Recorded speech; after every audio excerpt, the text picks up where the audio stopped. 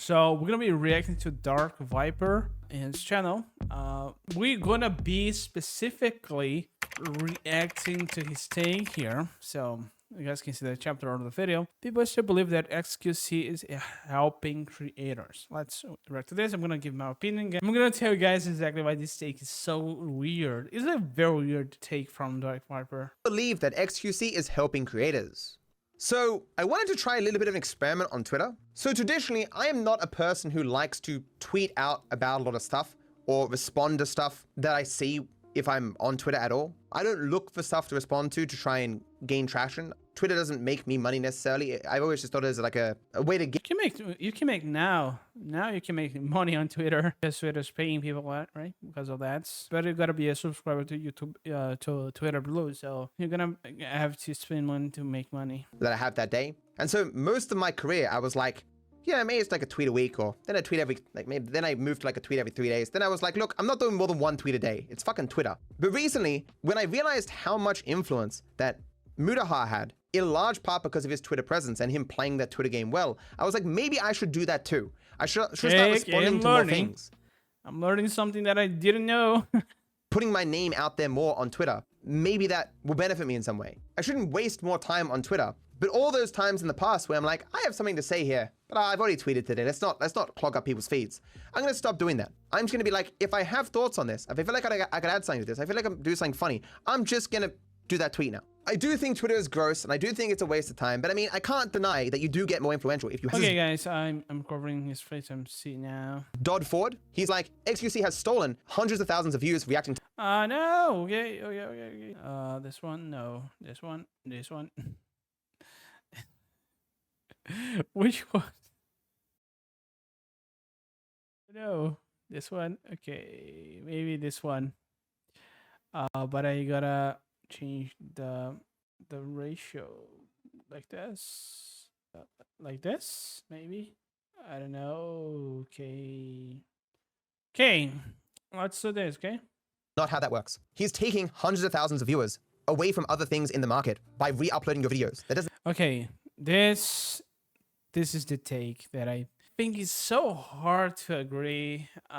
So let's listen again, guys. Let's listen again. Hundreds of thousands of viewers away from reacting to my videos. That's not how that works. He's taking hundreds of thousands of viewers away from other things in the market by re-uploading your videos. That doesn't necessarily mean you would have gotten those hundreds of thousands of views. Okay, so this is the take that he has. So he's talking about how XQC do React content, and the content that XQC makes gets millions of views. So he's basically saying that because XQC makes these uploads, those views that XQC gets should go to other creators, basically. But I don't know about this. This implies that the people who watch XQC don't watch him regularly or often, but I don't know.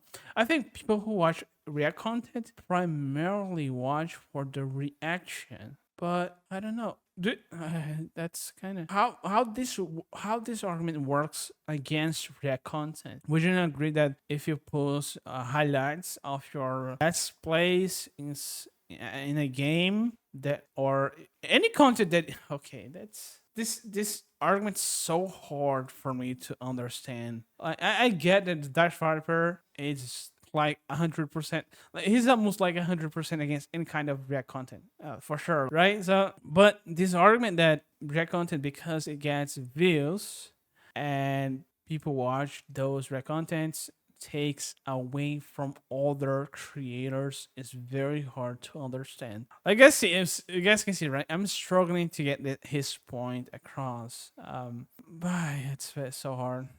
Some of them, most likely, yes, over enough time, would have watched those videos on their own and may now not have done so because of XQC already showing the video in full. But it's the effect on everyone that matters, not just this dude. But he goes on to say, but each time XQC reacted to the videos, it spiked the video in the algorithm, and it's useful to hear feedback from a totally separate audience. Why would that be a totally separate audience? Not only is this spike in the algorithm we know for a fact not true. Why that would be a totally separate audience? Because the people who watch XQC are mainly XQC fans, but there's a lot of people who who would just watch XQC on YouTube, okay? And when he shows a video that people get interested, I want to watch. So that's the thing, right? That's the whole deal. Very weird. In most take from- cases. Like, honestly, I'd like to see it. Why is he thinking this is a completely different audience? If it's spiking in the algorithm, it's still the algorithm trying to give that video to people who are interested in that video. So it shouldn't be a completely different audience. He continues to say, I always think it's cool when people it spikes on the algorithm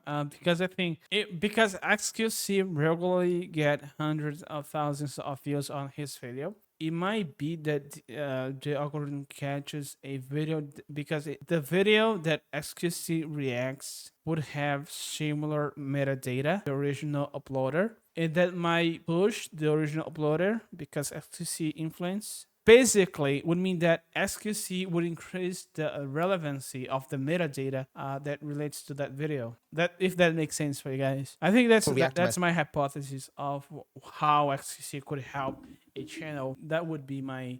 For example, you could have a video that is not very known, and because it becomes a meme or something like that, people start searching. And that needs it needs a initial push. So that initial push that someone big can give, and I don't know why people would deny that someone could have a huge impact on the algorithm. We've seen plenty of times someone gets mentioned or because of something, someone gets a huge influx of views and subscribers. I respond in a mocking way, acting as if I'm Dodd Ford. All I'm saying is, the less work the super rich guy does, the richer he becomes, the more of the finite impressions he gets, the more of the finite viewers he has, the more re-uploads he spams out, the bigger his share of the finite market, the better off everyone will be, because it all trickles down. The market is infinite, you see.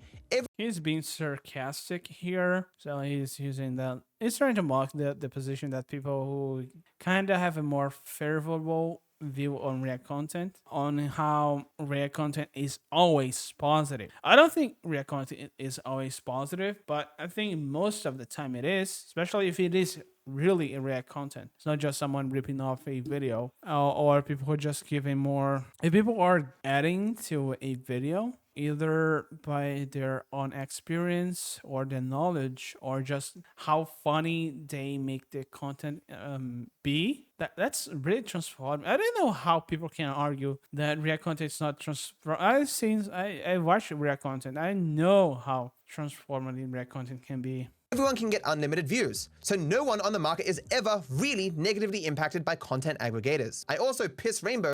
So the wording here is very telling. He's calling React content reactors content aggregators. So content aggregators would be like other websites that just like Google News, which takes the gist of an article and gives it straight away. So max factory of information. So but React content does not do that. Content aggregation would be like taking multiple videos and that are relevant and putting in a video. That would be content aggregation, I think. React content is one-to-one, so I don't think that is content aggregation. Unless you're talking about whole channel that does this, but okay. Semantics. It's all semantics. And shit go. Even saying all that, I recognize most people would have no fucking idea what I'm talking about, right?